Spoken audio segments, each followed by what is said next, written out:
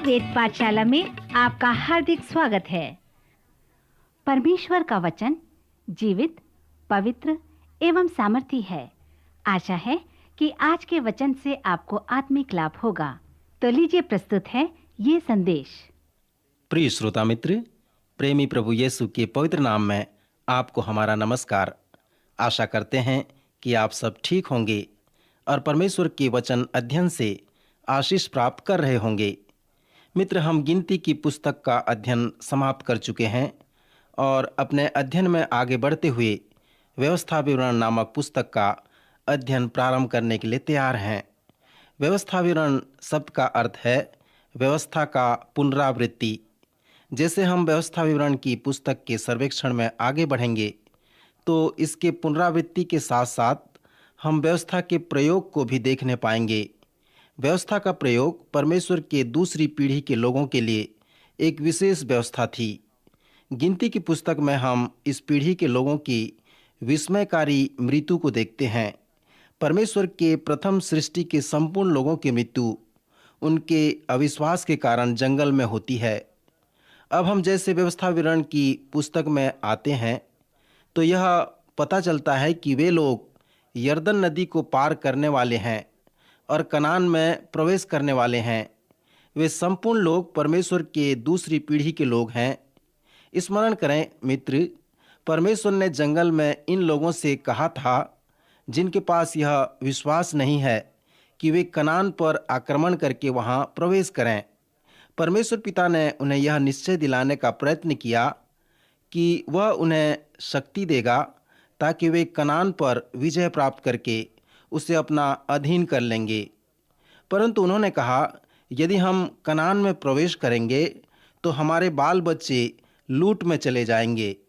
इस बात से परमेश्वर बहुत दुखी हो गया और गिनती की पुस्तक के 14वें अध्याय में उसने मूसा से कहा, क्योंकि उन्होंने कहा है कि उनके बाल बच्चे लूट में चले जाएंगे, परंतु मैं उनको उस देश में पहुंचा दूंगा और वे उस देश को जान लेंगे। परंतु तुम सब लोग जिन्होंने ऐसा कहकर मुझ पर बुड़बुड़ाए हो, सब के सब जंगल में मारे जाओगे।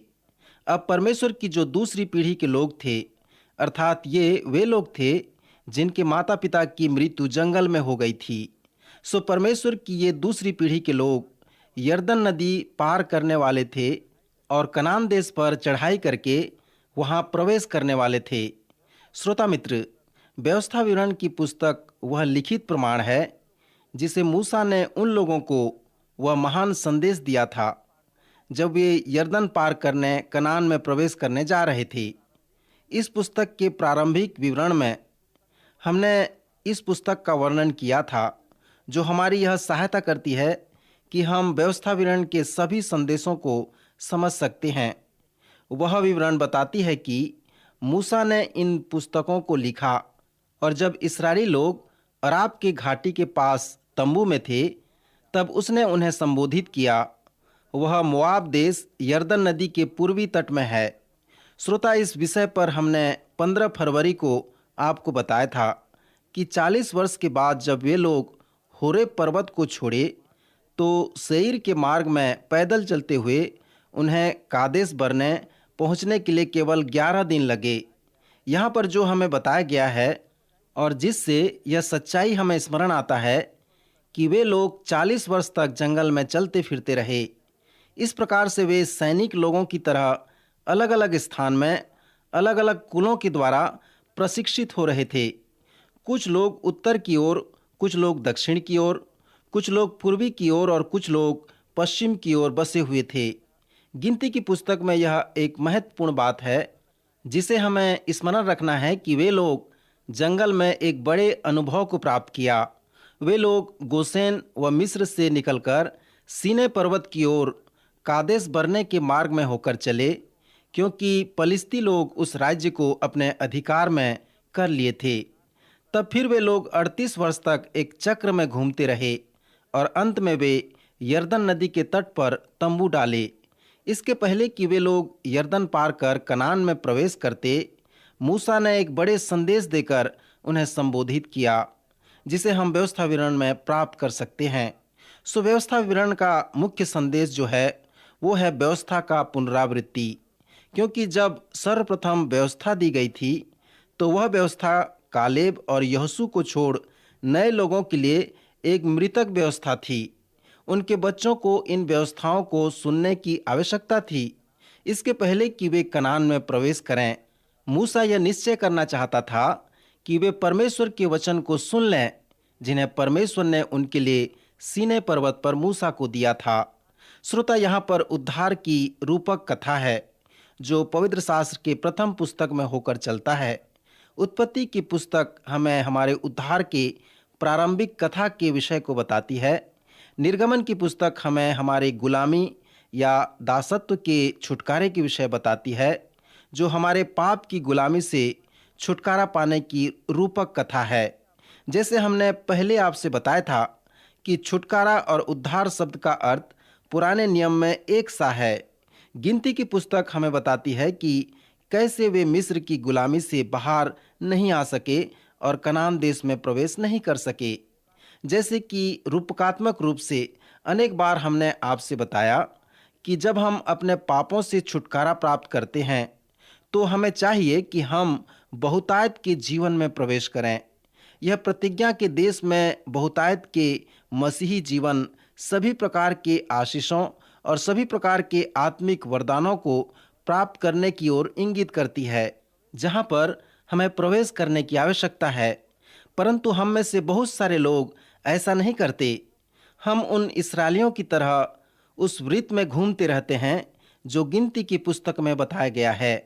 आइए मित्र, इन दिए गए रूपक बातों को मान लें जिसे हमने पिछले अध्ययनों में अध्ययन किया था।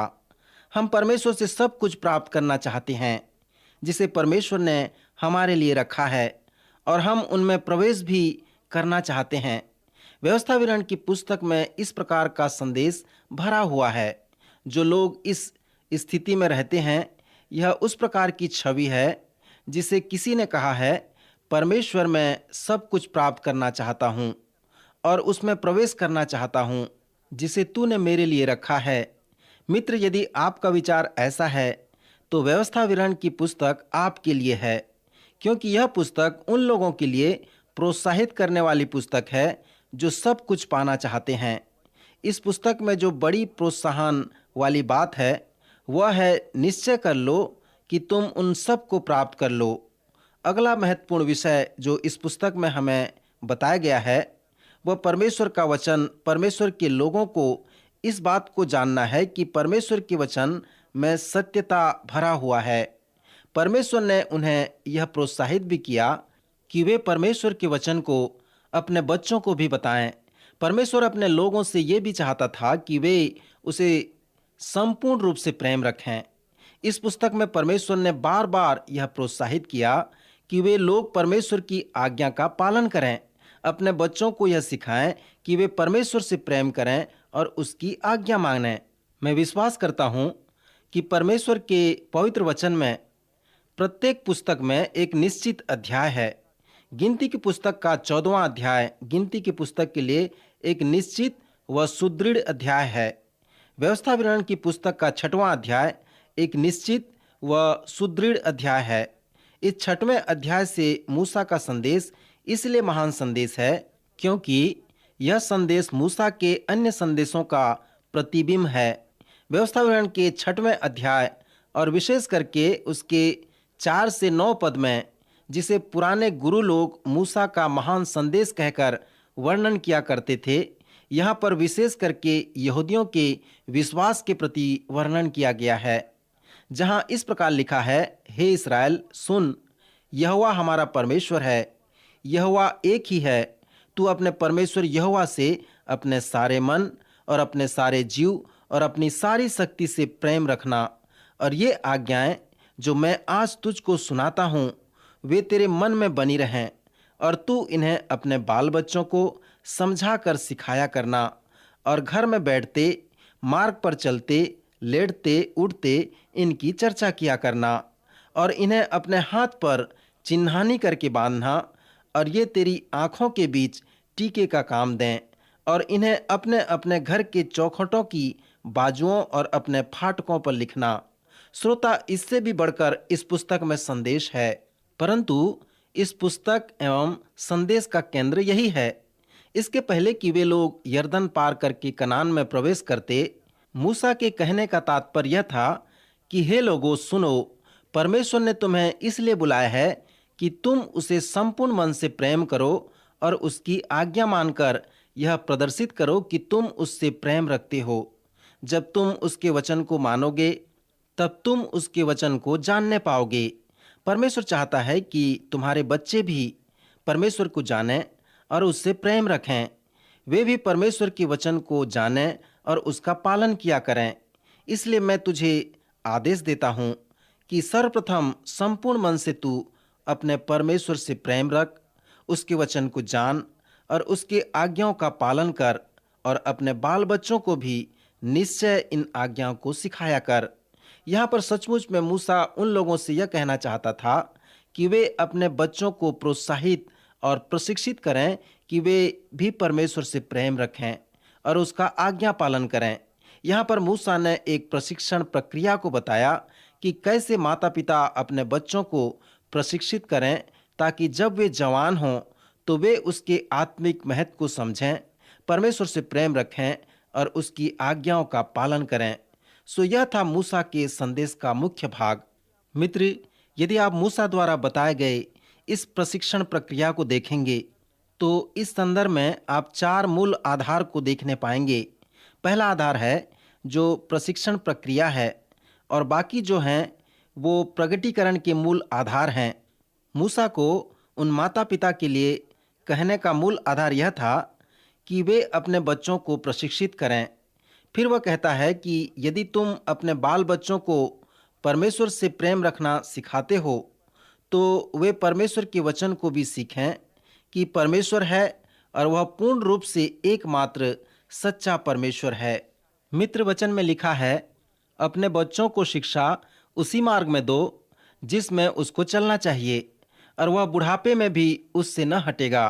फिर वचन बताता है कि हे बच्चे वालों, अपने बच्चों को रीस न दिलाओ, परंतु प्रभु की शिक्षा और चेतावनी देते हुए उनका पालन पोषण किया करो। सो मित्रवर, आज हमने देखा कि कैसे हम अपने बढ़ते हुए बच्चों को सही शिक्षा देकर, परमेश्वर के विषय में परिचित करवाकर, परमेश्वर की वचन और उसके मार्ग में उन्हें चलने के लिए प्रोत्साहित कर सकते हैं, ताकि हमारे बच्चे सच्चे व जीवते परमेश्वर को जान सकें। परमेश्वर की वचन का प्रकाशन मसीही शिक्षा का मूल आधार है। मुझे आश्चर्य होता है जब मैं कुछ बड़े विश्वविद्यालय के अधिकार पत्र को पढ़ता हूँ। उस अधिकार पत्र में विश्वविद्यालय के संस्थापक इस बात का उल्लेख किया रहता था कि उस विश्वविद्यालय को स्थापित करने का क्या उद्देश्य है। जिस माता पिता ने उस अधिकार पत्र को लिखा, वो चाहते थे कि उनके बच्चे सच्चे परमेश्वर को जानें, कि परमेश्वर सभी वस्तुओं का उद्गम है और प्रत्येक के पीछे उसका सामर्थ्य है। वह संसार का सृष्टिकर्ता परमेश्वर है। इसलिए वे चाहते थे कि उनके बच्चे सच्चे परमेश्वर को जानें, वे परमेश्वर के वचन को जानें, वे उस वचन को पढ़ सकें। हम चाहते हैं कि हमारे बच्चे शिक्षित हों ताकि वे परमेश्वर के वचन को जान सकें और वे उसके द्वारा परमेश्वर को भी जान सकें। कितनी भली बात है कि इस प्रकार का विवरण कुछ अच्छे विश्वविद्यालय के अधिकार पत्र में पाए जाते हैं। दुख के साथ कहना पड़ता है कि आज कुछ विश्वविद्यालयों में परमेश्वर की वचन की शिक्षा लोग नहीं देते। शिक्षा प्रक्रिया के मूल आधार के विषय में मूसा ने जो वर्णन किया है वो परमेश्वर का वचन है। प्रशिक्षण प्रक्रिया का दूसरा मूल आधार है उत्तरदायित्व। जिसके पास बच्चों को प्रशिक्षित करने का उत्तरदायित्व है। कुछ लोग सोचते हैं कि बच्चों का शिक्षित करने का उत्तरदायित्व प्रदेश के स्कूल व शिक्षकों का है।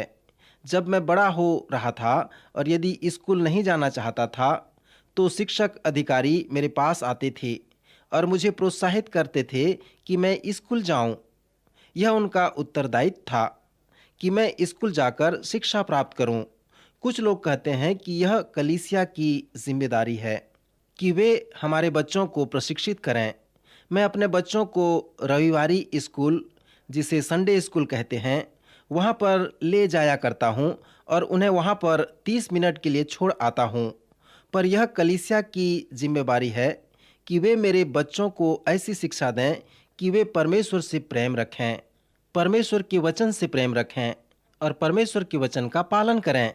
यह उनका कार्य है। यदि आप इस सच्चाई पर थोड़ा विचार करें तो यह हास्यास्पद होगा कि एक वर्ष में 8,760 घंटे होते हैं, और यदि आपका बच्चा बिना अनुपस्थिति के प्रत्येक संडे स्कूल में जाता है तो वह वर्ष में 26 घंटा उस स्कूल में पढ़ता है। क्या आप सोचते हैं कि वह 26 घंटा उसके जीवन की आकृति को सुडौल व सुंदर बना देंगे? कुछ लोग हैं जो कहते हैं कि मैं अपने बच्चों को मसीही स्कूल में डालता हूं ताकि वो वहां पर 1080 घंटा समय दे सकें। मित्र, आप यहाँ पर उन स्कूलों के जिम्मेवारियों को देखें। यद्यपि वह बच्चा इतना समय स्कूल में बिताने के बाद भी उसके पास 6-7 घंटा और है जिसे वह आपके साथ बिता सकता है। यहाँ पर मूसा जो बच्चों की शिक्षा के विषय में बता रहा है वो है माता पिता का उत्तरदायित्व। मूसा ने कहा, तुम जो बच्चों के माता पिता हो, यह तुम्हारी जिम्मेदारी है कि तुम अपने बच्चों को सही शिक्षा दे सको।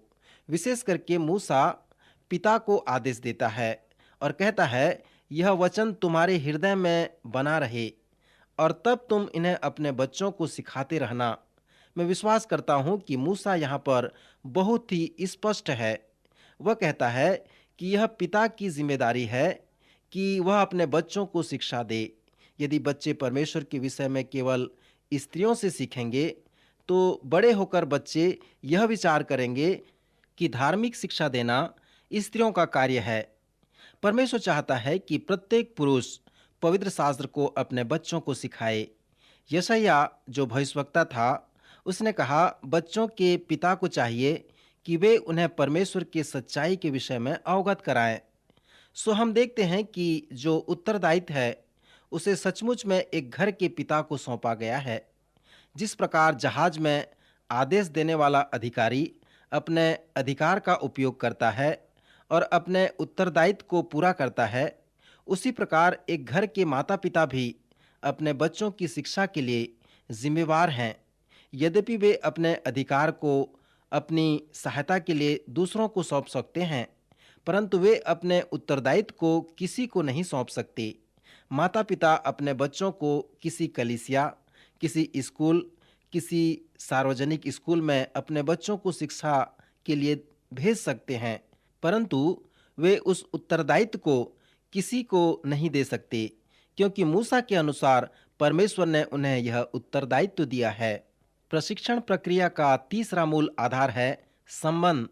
मूसा ने प्रचार किया कि जब तुम सुबह उनके साथ सोकर उठते हो, जब तुम उनके संग घर में बैठते हो, जब तुम उनके साथ बाहर जाते हो, जब तुम उनके साथ रात में सोने जाते हो, तो उन्हें परमेश्वर पिता के विषय में समझा कर सिखाया करो। श्रोता, मैंने इस सच्चाई के विषय अनेक पिताओं को बताया, परंतु पिताओं ने कहा, ऐसा नहीं हो सकता, क्योंकि जब वे सोकर उठते हैं तो मैं वहाँ नहीं रहता, और जब वे बिस्तर में जाते हैं उस समय भी मैं वहाँ नहीं रहता। मैं उनके साथ कभी नहीं बैठता और न ही उनके साथ कहीं जाता हूँ। मैंने उन पिता से उत्तर देते हुए कहा, आप अपने लक्ष्य से चूक रहे हैं। आप वही कर रहे हैं जो अन्य लोग भी करते हैं। आप अपने संस्कृति का प्रतिपादन कर रहे हैं। मित्र, आपकी संस्कृति परमेश्वर के वचन का प्रतिपादन न करे, परंतु परमेश्वर का वचन आपकी संस्कृति का प्रतिपादन करने पाए। परमेश्वर का वचन कहता है कि तुम्हारे बच्चों के साथ तुम्हारा संबंध बने रहना चाहिए। प्रायः जब जवान प्रौढ़ होते हैं तो पिता व पुत्र जो शब्द उपयोग करते हैं और कहते हैं, वंशावली अंतर है। मैंने एक पिता को कहते हुए सुना, उसने कहा, मेरे व मेरे पुत्र के वंशावली के मध्य अंतर है या खाली स्थान है। मैंने उसके इस कथन को नहीं समझ सका, परंतु वास्तव में वो वंशावली में अंतर नहीं था, किंतु उनके संबंध में अंतर था।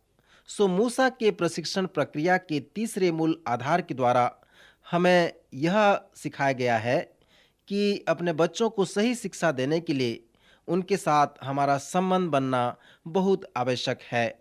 मैं नहीं सोचता कि हम पुरुष लोग जो अपने बच्चों के साथ समय बिताते हैं उसमें हमारा कोई महत्वपूर्ण योजना हो।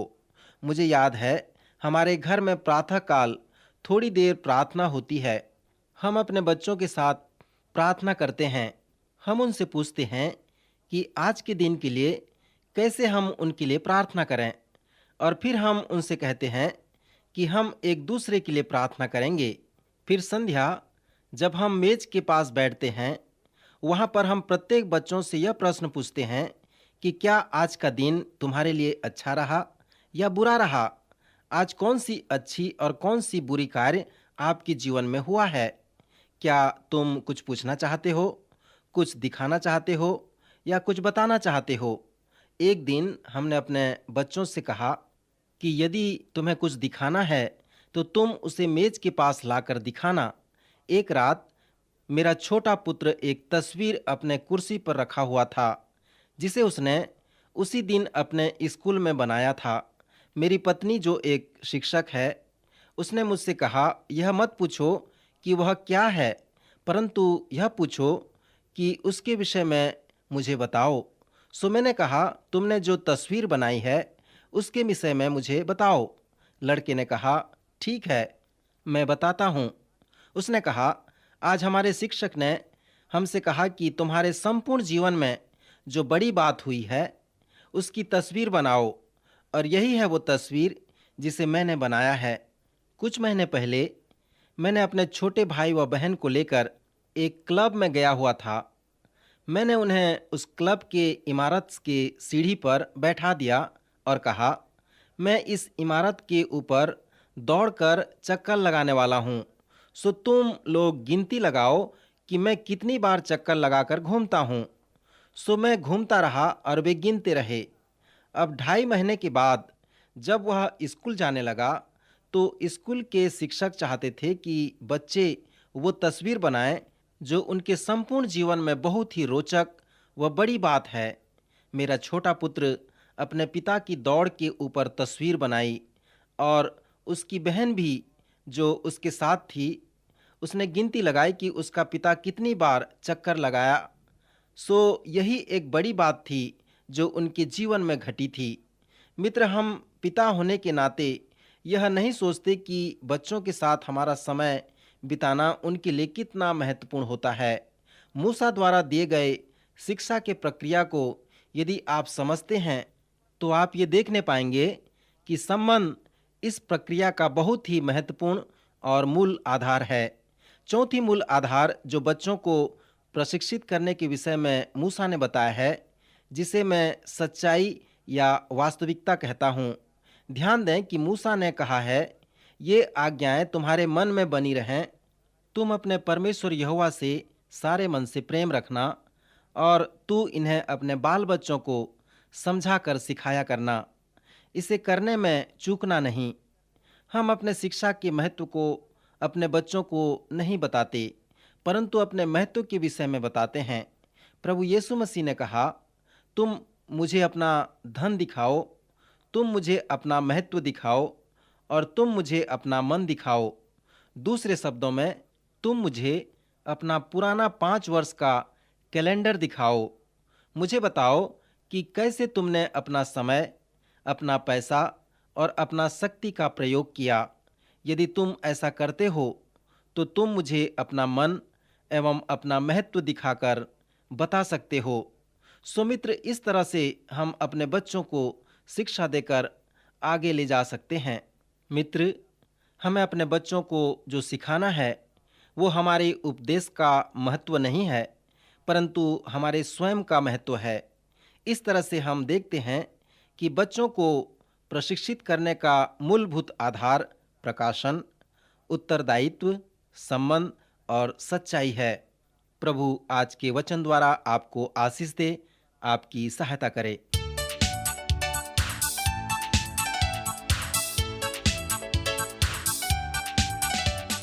प्रिय श्रोताओ, अभी आप सुन रहे थे हमारा ये कार्यक्रम वेद पाठशाला।